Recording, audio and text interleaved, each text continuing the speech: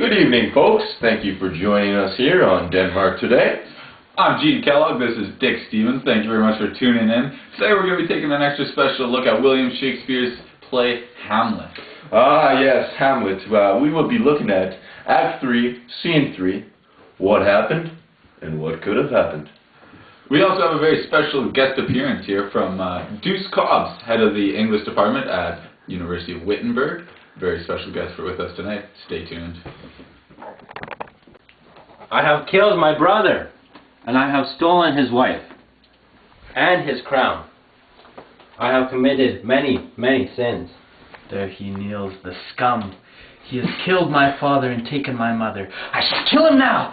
But wait, he prays now. If I kill him now, he goes to heaven. But if I don't, he lives. What shall I do? Folks, that was Act 3, Scene 3, what actually happened in the climax of events in Shakespeare's tale. Some pretty serious stuff, I'd say. What do you think? Christ, I would think so. I mean, interesting how Shakespeare did that, Hamlet not killing his pretty much arch enemy. Wow. I thought you'd say so myself. Yeah. However, next we're going to take a look at what would have happened if Hamlet were to actually avenge his father's murderer there. Stay tuned, folks. I have killed my brother, and I have stolen his crown and his wife. I have committed many, many sins. I have heard what thou hast said. I shall run you through. But my father would not like that. In his good name I shall put you up into Denmark, and you shall tell the tale of how you've killed my father and taken my mother, taking his crown as well. Hey, Gene, have you ever seen this game? No, I haven't. Tell me about it, Dick. With it. Never mind. So, the avenging scene there. Something else. Yeah, I did not see that one coming. Kicks and punches and angry slurs. Interesting, though, did not lead to the death of Claudius. Instead, Hamlet took the road of exposing Claudius to the public and telling all of Denmark the filthy deeds that man had committed. So it might ruin Claudius's ego a bit more, or, break him down a bit more in the eyes of the people. Well, yeah, I think this was definitely a way better option for Hamlet. I mean, I feel like Claudius is gonna experience more pain and suffering this way instead of just killing him right then and there. You know what I'm saying? Quite most definitely. Yes. Most definitely.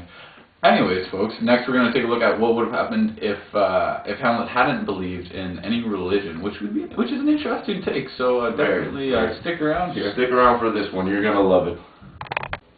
I have killed my brother, and I have stolen his wife and his crown. I have committed many, many sins. I'm atheist! Yeah! Ow! Yep.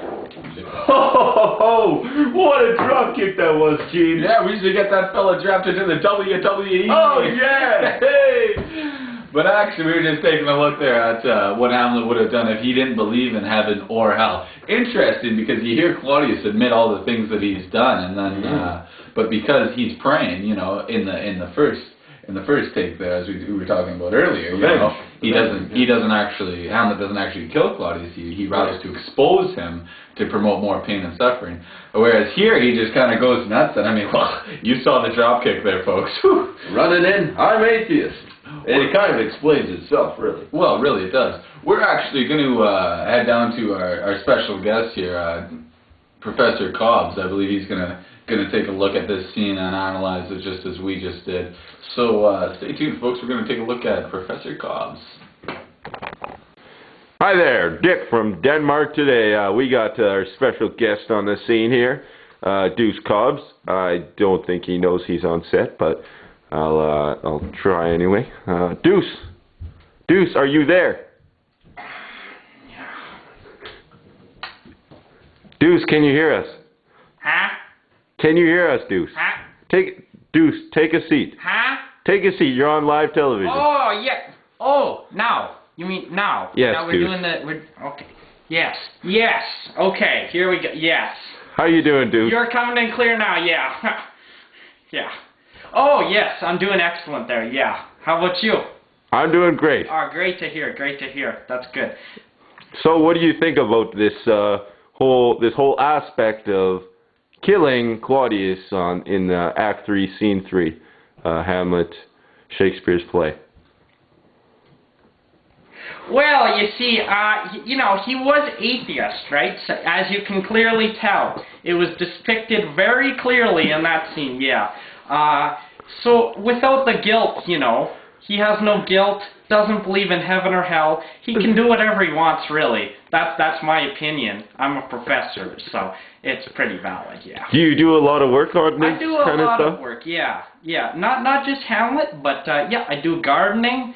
I fix windows as a living too. You know, just making that extra bucks, eh? Ha! Do it for the kids. Very good. Do you make any other contributions to works like Hamlet? Do you like prepare essays about it, criticisms? No, not really. You would think so, because I'm an English professor, but no, not really. Well, very well. Thanks for your time on set with us. Do you have anything else to say, You Duke? know what? Just keep on going. Just keep trucking with that Hamlet stuff, eh? It's good stuff. All right. Thanks for the word. There you have it, folks. Professor Deuce Cobbs, University of Wittenberg. Okay, yeah.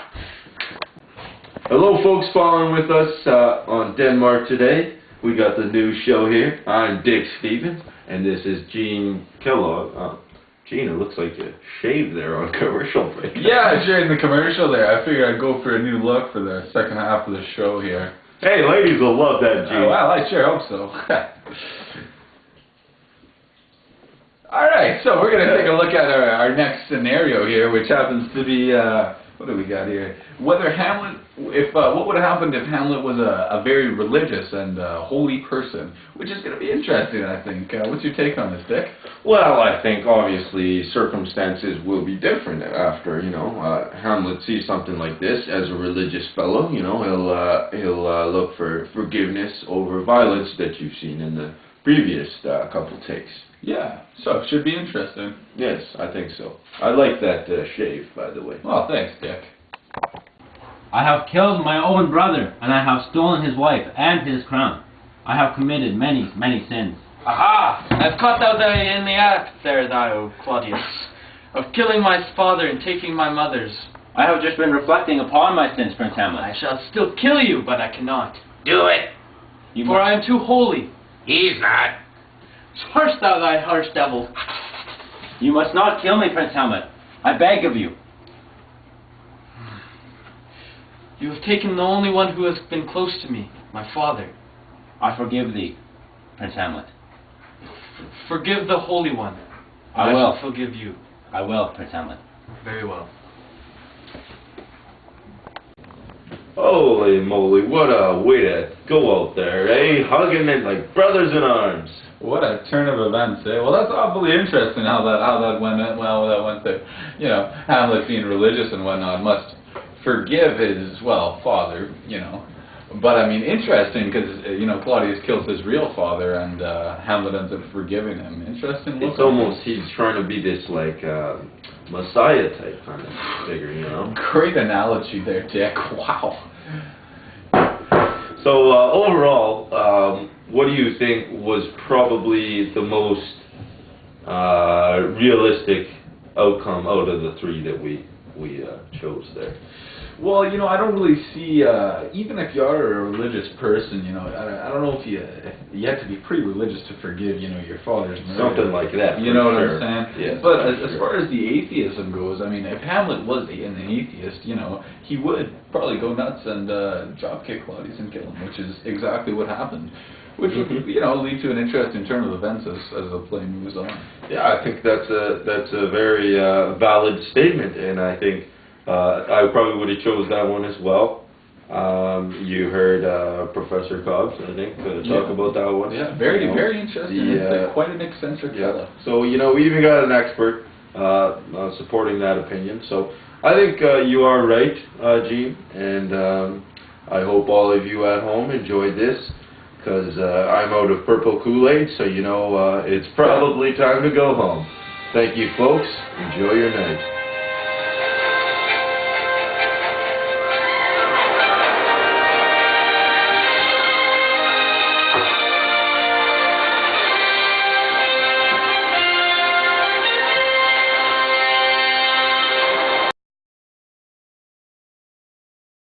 many, many sins.